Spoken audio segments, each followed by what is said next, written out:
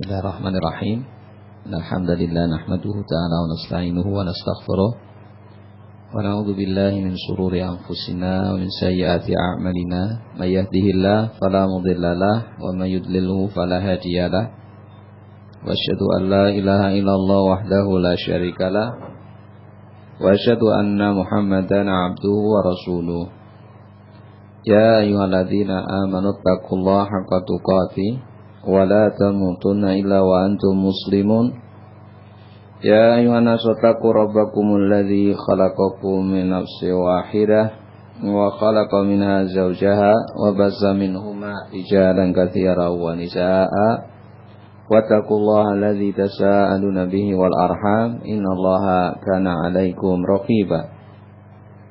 Ya ayyuhalladzina amanu taqullaha wa qulu qawlan sadida yuslih lakum a'malakum wa yaghfir lakum dzunubakum wa may yuti'illaha wa rasulahu faqad faza fawzan 'azima. Amma ba'd, fa inna asdaqal hadis kitabullah wa khairal hadi hadi Muhammadin sallallahu alaihi wa alihi wasallam wa syarrul umur muhdatsatuha fa inna kulla muhdatsatin bid'ah wa kulla bid'atin dhalalah wa kulla dhalalatin finnar.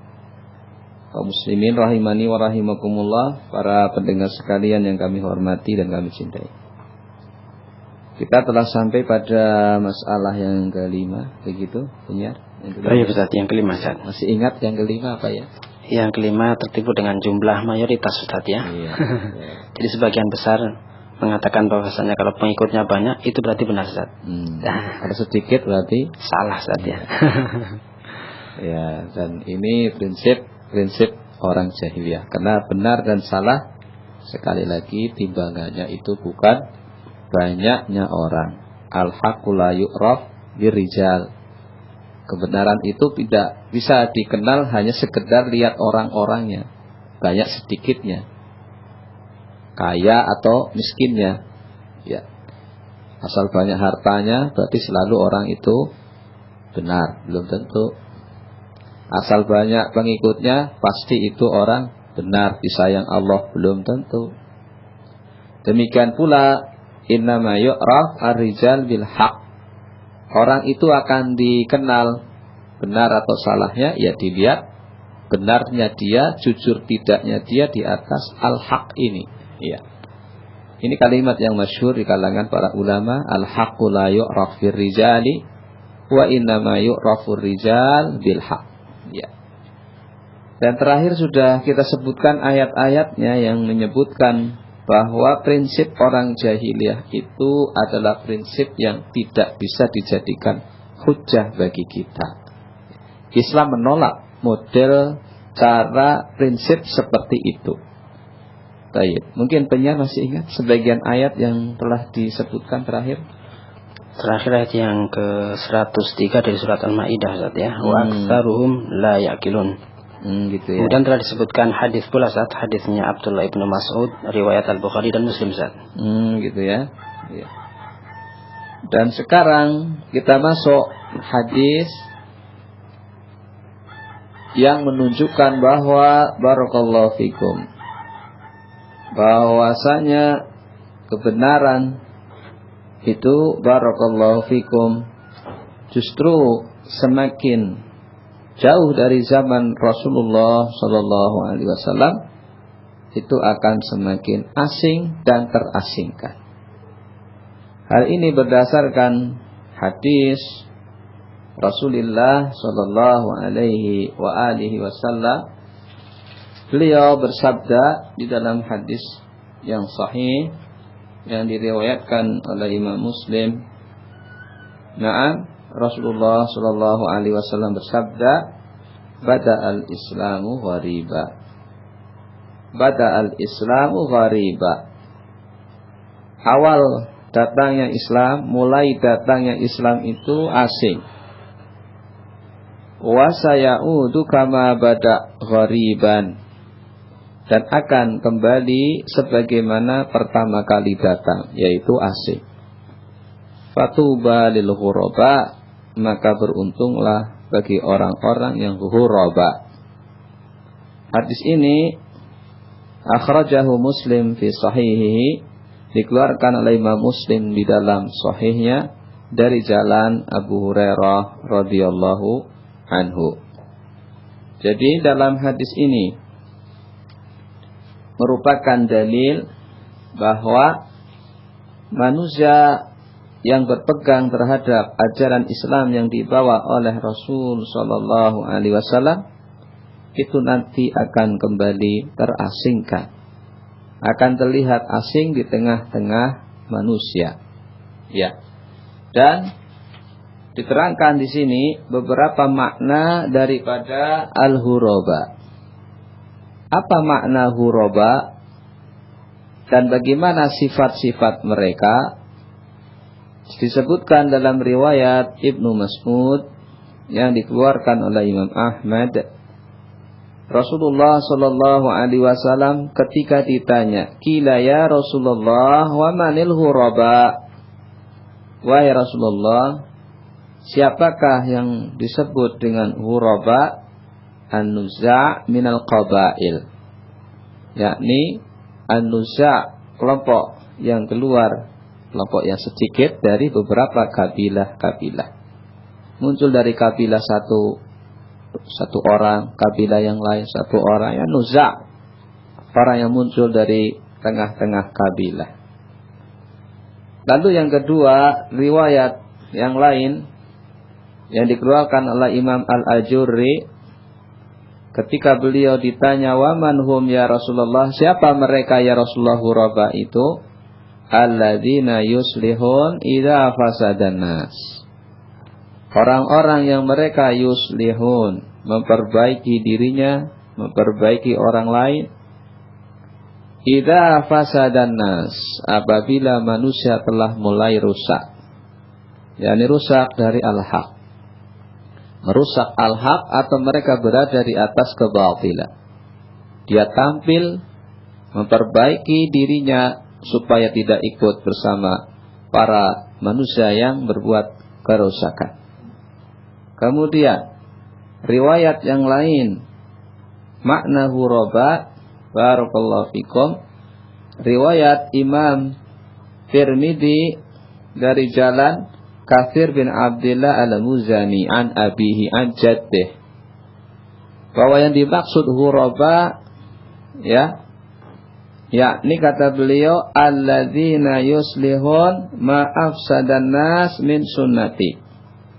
Huraba, makna huraba yang berikutnya adalah kata Rasulullah SAW, orang-orang yang yuslihun, mereka memperbaiki diri mereka. Ma afsadan nas min sunnati, di saat manusia itu membuat kerusakan terhadap sunnahku, ya, di saat manusia merusak sunnahku, naam, maka huraba itu memperbaiki kondisi manusia, bukan ikut merusak, tapi dia tampil memperbaiki manusia, memperbaiki dirinya. Ini riwayat Imam Tirmidzi. Iya. Di dalam riwayat yang lain disebutkan bahwa huraba adalah dalam riwayat Imam Ahmad wa Tabrani an Abdullah bin Amr. Ketika Rasulullah sallallahu alaihi wasallam mengatakan tuba lil huraba, qulna wa manil huraba? Amr ibn al-As mengatakan bahwasanya Rasulullah sallallahu alaihi wasallam mengatakan tuba lil huraba, beruntunglah. Ada yang mengatakan tuba itu nama salah satu dari surganya Allah. Qulna wa manil huraba, siapakah huraba itu? Beliau menafsirkan qaumun qalilun. Qaumun qalilun, kaum yang sedikit, ya. Fi nasin su'in katsir, di tengah manusia yang jelek, manusia yang banyak lagi jelek. Man ya'sihim aktsar mimman yuti'uhum, orang yang bermaksiat itu lebih banyak daripada orang yang taat kepada Allah Ta'ala dan Rasulnya. Itu adalah makna huraba yang dikeluarkan Imam Ahmad wa Tabrani dari jalan Abdullah ibni Amr. Jadi kaum yang sedikit di sini sebagai syahid bahwa prinsip orang jahiliyah sekali lagi itu telah dibantah oleh Rasulullah Sallallahu Alaihi Wasallam bahwa al-haq sekali lagi itu justru semakin jauh dari zaman kenabian itu semakin sedikit, bahkan akan asing seperti awal kali datangnya Islam di muka bumi ini. Lalu berikutnya makna huraba dalam riwayat dari Abdullah ibni Amr marfu'an yang dikeluarkan oleh Imam Baihaqi wa Ahmad. Baik, Rasulullah SAW meriwayatkan dalam riwayatnya, dan sebagian ulama menyebutkan riwayat ini lemah. Ya. Ketika ditanya man huraba al-firarun bidinihim yab'athuhumullahu ta'ala ma'isa. Kaum yang lari membawa agama mereka. Ya. Kaum yang lari membawa agama mereka, kemudian Allah Ta'ala bangkitkan, turunkan Nabi Isa ibni Maryam alaihi salam. Ya. Sehingga qauluhu, ucapan badal Islam ghariba, kata Imam Ibn Rajab, awal mula kali datangnya Islam itu asing. Ya. Apa yang dimaksud kata Ibn Rajab? Begini maknanya. Yuridu bihi anna nasa kanu qabla mab'athihi ala dhalalatin amah. Kondisi manusia sebelum diutusnya Nabi sallallahu alaihi wasallam itu secara umum dalam kondisi sesat. Madalil ala dalik, apa dalilnya kalau manusia sebelum diutusnya beliau dalam kondisi sesat? Hadis Muslim. Riwayat Imam Muslim dari Iyad ibni Himar. Inna Allah nadhara ila ahli al-ardi famaqatahum arabahu wa ajamahum illa baqaya min ahli al-kitab. Dalam hadis Muslim dari Iyad ibni Himar dari Nabi sallallahu alaihi wasallam, sesungguhnya Allah melihat kepada penduduk bumi ini, baik itu orang Arab atau orang Ajam, maka Allah murka kepada mereka karena mereka telah menyimpang dari jalannya Allah, dari tauhid. Illa baqaya min ahlil kitab. Di sini syahidnya kecuali sedikit yang tersisa dari ahlul kitab. Jadi ahlul kitab yang Allah telah turunkan Taurat dan Injil, itu sedikit dari mereka yang berpegang teguh dengan kitab mereka sendiri.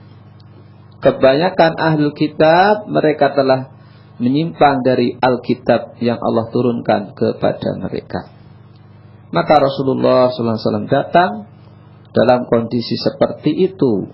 Allah murka terhadap orang Arabnya dan orang Ajamnya. Ya.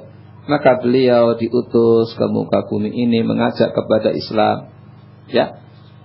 Dan yang menerima itu sedikit dari keluarganya saja. Ya, pertama kali siapa yang menerima ajakan Islam ini? Ternyata Khadijah ya. Istrinya sendiri, bukan orang lain, istri sendiri. Masya Allah. Orang terdekatnya. Jadi orang yang masuk Islam baru 2. Ya, yang mendakwahkan dan mengikuti ajaran Allah Ta'ala ini baru 2 orang. Kira-kira kalau 2 orang dibandingkan orang sejagat, mana yang benar kira-kira dalam hal ini? Orang menyangka banyak ya misalnya. Kebanyakan orang ya. Rasulullah SAW dan istrinya saja waktu itu. Baru kemudian beliau mendakwahkan kepada sepupunya. Siapa itu? Ali bin Abi Thalib. Ali bin Abi Thalib sudah berapa? 3. Lumayan yang mengikuti ajakan 2 orang. 3 bersama beliau. Mulailah beliau mendakwahkan kepada teman dekatnya, Abu Bakar, As-Siddiq, dan yang lainnya. Sampai kemudian Islam itu dikenal oleh orang Arab. Ya. Tapi walaupun demikian, barakallahu fikum, dakwahnya masih sembunyi-sembunyi. Ya, ini tidak lain dakwah dengan sembunyi-sembunyi itu karena memang kondisinya itu masih asing. Kalau ada orang dengar dakwahnya beliau dari kalangan tokoh-tokoh musyrikin, marah. Karena diajak, mereka menganggap ini adalah dakwah yang menyimpang dari jalan ajaran nenek moyang mereka. Itulah makna daripada asing. Di awal datangnya Islam yang dibawa oleh Rasulullah Sallallahu Alaihi Wasallam, sampai akhirnya Islam ini menyebar. Wa ra'aitan nas yadkhuluna fi dinillahi afwaja. Engkau melihat wahai Nabi, manusia masuk ke dalam Islam ini dengan berbondong-bondong. Nah, mulai banyak ini kalau datanya berbondong-bondong, rombongan. Nah, itu jadi mulai dikenal sampai menyebar ke penjuru dunia begitu. Namun saya ingatkan dalam hadis ini, wasayaudu kama bada, Islam itu akan kembali asing seperti awal datangnya Islam. Ma'asyiral muslimin, di sana ada penjelasan yang bagus yang diterangkan oleh Imam Nawawi di dalam Syarah Sahih Muslimnya, ya, yakni wasayaudu ghariba, dan akan kembali asing. Ya, apa maknanya? Ini kata beliau, zahirul hadis, makna secara umum dari hadis ini, annal Islam bada'a fi ahad minan nas waqillah. Makna hadis ini kata Qadhi bin Iyad bahwa zahir hadis secara umum, Islam mulai datang fi ahad, pada satu orang, wakillah dalam keadaan jumlahnya sedikit, satu orang, dua orang, dan dalam kondisi qillah sedikit. Tsumman tasyara wa dhahara, kemudian menyebar, dikenal, ya. Summa sayalhaquhu an-naqsu wal ikhlalu hatta la yabqa illa fi ahad. Sehingga kata Imam Qadhi Ibn Iyad, sehingga akan yalhaquhu, menyusul kondisi Islam, umat Islam maksudnya, berkurang, sehingga tidak tersisa kecuali fi ahad. Islam itu dikenal hanya oleh ahad, satu orang, wakillah, dan sedikit jumlahnya. Itu makna yang diterangkan oleh Qadhi bin Iyad. Wa sayaudu ghariba wa huwa ya'razu ilal Madinah. Artinya akan kembali. Ada yang mengartikan akan kembali seperti awal datang. Kata Qadhi bin Iyad pula, yakni akan kembali kemana? Ilal Madinah, akan kembali ke Madinah. Artinya apa? Dalam riwayat hadis yang disebutkan oleh Imam Muslim, innal iman la ya'rizu ilal Madinah kama ta'rizul hayyatu ila hujriha. Dari Abu Hurairah, sesungguhnya Islam, iman itu akan kembali kemana? Ke Madinah, ya. Karena dari Madinah inilah disebarkan dakwah Rasulullah Sallallahu Alaihi Wasallam. Dai-dai diutus ke Yaman, ke Mesir, ke Irak, ke Kufah, ke Basrah, ya. Oleh beliau disebarkan Islam. Iman akan kembali ke Madinah. Kama ta'rizu, sebagaimana akan kembali al-hayyah, ular, ila hujriha, ke lubangnya. Hadis Muslim. Ini dalam lafaz Imam Muslim dari Abu Hurairah radhiyallahu anhu. Sehingga makna innal Islam bada ghariban wa sayaudu ghariban kama bada wa huwa ya'rizu baina masjidaini. Dia akan kembali ke dua masjid, Masjidil Haram dan Masjidil Aqsa. Kama ta'rizul hayyah fi hujriha, sebagaimana seekor ular kembali ke lubangnya. Ini makna yang diterangkan oleh Imam Nawawi membawakan riwayat yang ada di dalam riwayat Imam Muslim. Para pendengar sekalian, barakallahu fikum, itulah bahwasanya Islam yang kita pegang ini baik, semakin hari akan semakin banyak orang yang menganggap aneh, diasingkan, tidak dikenal.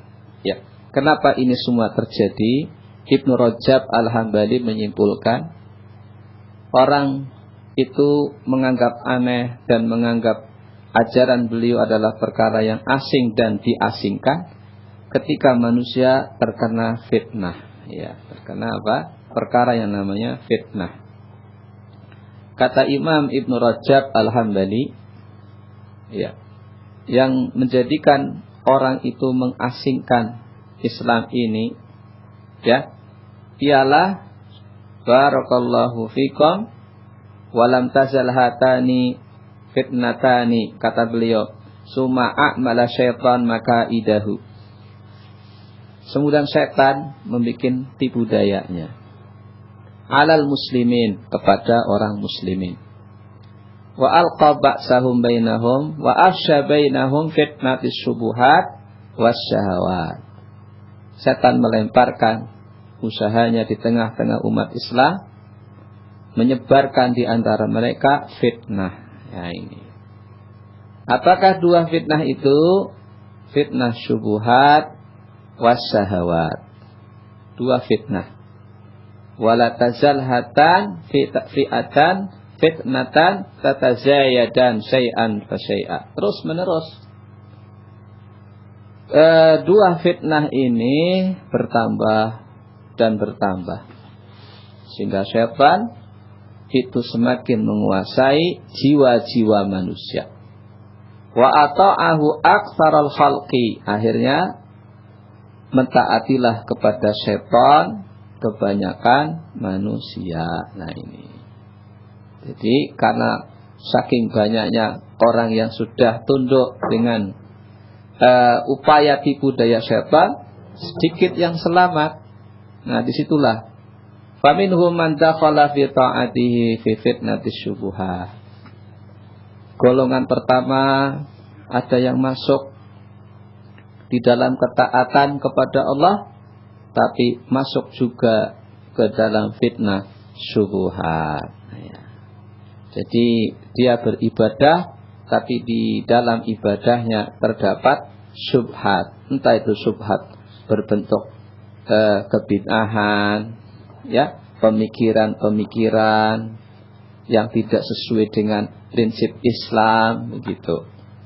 Wa minhum, golongan yang kedua ini, man dakhala fi fitnatis syahawat. Setan memasukkan ke kelompok sebagian orang dengan syahwat. Yang ketiga, ini lebih jelek, jama'a bainahuma. Jadi setan berhasil mengumpulkan dua tipu daya itu kepada kebanyakan orang. Satu, fitnah syahwat. Ya, yang kedua, fitnah syubuhat. Ini lebih parah ya. Ya syahwatnya maju, ya fitnah kebid'ahannya juga apa? Nemen. Ya. Jadi dua-duanya berhasil syaitan menggiringnya. Nah ini banyak pengikutnya. Sehingga orang yang selamat dari dua fitnah itu sedikit. Ya. Orang yang selamat dari fitnah tadi sedikit. Sehingga terasinglah orang-orang yang berpegang dengan bimbingan Rasulullah Sallallahu Alaihi Wasallam. Coba sekarang kita lihat, orang semakin banyak ya melupakan terhadap akhirat. Dia terfitnah dengan syahwat. Coba perhatikan sabda Rasulullah Sallallahu Alaihi Wasallam. Kaifa antum idza futiha alaikum khazain Faris war Rum. Ya. Nabi SAW bertanya, bagaimana antum sekiranya nanti kalau Allah membuka kemenangan terhadap negeri Persia dan Romawi. Ya. Harta-harta akan jadi rampasan milik orang Persia dan Romawi. Ayu qaumin antum, kira-kira antum jadi kaum yang mana? Qala Abdurrahman menjawab, kama amarana Allah. Kami akan selalu menjalankan seperti yang Allah perintahkan kepada kami. Kata Imam Nawawi, kami akan memuji Allah, mensyukuri nikmat Allah. Kami akan selalu meminta tambahan dari keutamaan Allah. Itu maksud ucapan Abdurrahman bin Auf. Nabi menjawab, au ghairu dzalik, atau malah sebaliknya. Ya. Tatanafasun, kalian akan berlomba-lomba. Summa tatahasadun, kemudian saling hasad. Summa tatadabarun, kemudian saling bertadabur, ungkur-ungkuran. Ya. Ungkur-ungkuran siapa ya? Maksudnya tidak mau sapa menyapa karena ribut urusan apa? Dunia. Begitu ya. Itu pertanyaan Nabi, ghairu dzalik, atau malah tidak seperti itu ya? Berlomba-lomba dalam kebaikan, mencari akhirat sih bagus ya. Bagus Ustaz ya. Baguslah itu. Diharuskan Ustaz. Harus, malah bukan bagus kok, harus. Fa fi dzalik falyatanafasil mutanafisun. Tapi kebanyakan orang sekarang berlomba-lombanya mencari kebaikan, pahala atau apa ya? Dunia Ustaz ya. Iya, paling awal bangun tidurnya jam 3 sudah bangun. Mau ngejar apa jam 3 bangun? Tahajud atau ngejar untung dunia? Ya, kebanyakan orang ya lupa yang satu ini. Kemudian setelah berlomba-lomba, kata beliau akan hasad di tengah kalian. Nah ini, orang yang ikhlas, tidak muncul hasad dalam mengejar dunia sedikit ya. Kalau sudah rebutan dunia ya biasanya sikut, menyikut gitu apa ya? Iya, tendang menendang Ustaz. Oh, sampai tendang juga? Itu sepak bola kali. Ya, intinya itulah hasad. Kemudian saling berujung pada tadabur, membuang muka. Ketemu lengos. Pura-pura ucapan Assalamualaikum kaifa halak. Enggak. Ketemu lari. Kenapa? Wah, itu lawan bisnis saya itu. Itu membahayakan dunia saya itu. Masya Allah. Sehingga orang yang tidak memiliki sifat-sifat tadi, tidak tanafus, tahasadun, tadabarun, itu orang yang diselamatkan dari fitnah syahwat. Yang kedua, fitnah syubuhat. Hadisnya sudah sering kita dengar. Rasulullah SAW bersabda, "Sataftariqu ummati ala 73 furqah." Itu umatku akan terpecah belah menjadi 73 firqah. Ya, banyak ya. Banyak saja. Coba lihat, Nabi mensifati yang selamat illa wahidah, kecuali satu. Nah, yang disebut kelompok selamat cuma satu. Berarti lawannya adalah kelompok yang banyak saja. 72 banyak tapi tidak selamat. Nah, itu. Jadi dengan ini barakallahu fikum, kembali kita simpulkan bahwa manusia terjatuh kepada penyimpangan-penyimpangan tadi, terasing dan diasingkan setelah mereka berhasil, syaitan berhasil menggoda kebanyakan orang dari fitnah syahwat dan fitnah syubuhat. Adapun orang yang diselamatkan dari dua fitnah ini, itu adalah kelompok yang sedikit. Maka kita mohon kepada Allah Azza wa Jalla agar digolongkan sebagai orang yang diselamatkan dari dua fitnah tadi, walaupun kita barangkali terasingkan dari kebanyakan orang yang mereka terjatuh pada dua fitnah tadi. Barakallahu fikum. Mudah-mudahan bermanfaat bagi saya pribadi. Mohon maaf bila mana ada salah dan kurang. Subhanakallah bihamdik, asyhadu an la ilaha illa anta, astaghfiruka wa atubu ilaik.